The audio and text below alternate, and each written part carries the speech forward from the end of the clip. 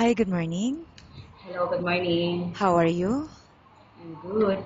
Welcome to Find Your Mate. Please tell us something about your work experience. Uh, I work here for almost 7 years. At first for the Filipino family Okay, for almost 3 years. okay. Now for almost 4 years. Uh, Filipino. okay, and how many members in the family?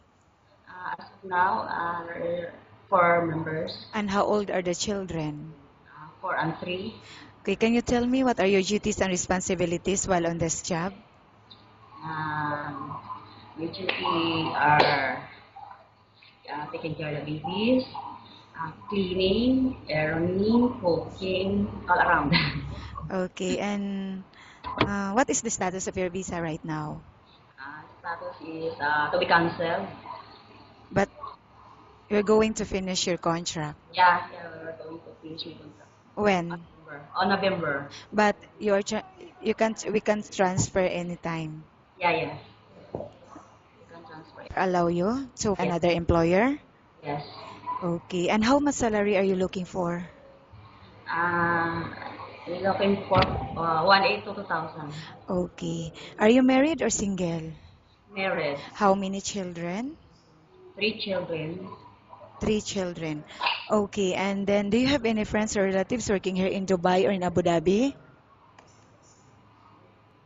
Yes. Okay. And then I will now ask you questions about different situations you may encounter while on the job, okay?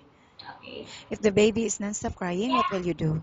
Uh, I will give him or her toys that can distract her or him. Okay. And how do you know if the baby got sick? Uh, if he or she is sick, I'll put a thermometer if she not feeling well, and then I will tell it to her mother or father. Okay, and in babysitting a child, what are the main factors you need to consider? Taking care of her or him. Uh, for example, like this, to give him this, to play him and to sometimes to give her or him like reading the story like that. Okay. Okay, how about cooking? Do you know how to cook? Yes. Do you have some specialty in cooking? Yes. Can you tell me? But I know only Filipino food, Yeah, but but I'm are willing to learn. okay. And how about cleaning the house? Which area do you usually start working in?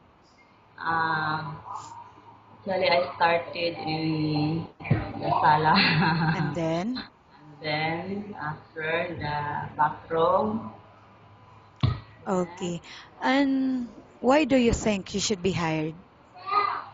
because I'm trustworthy, honest, and people.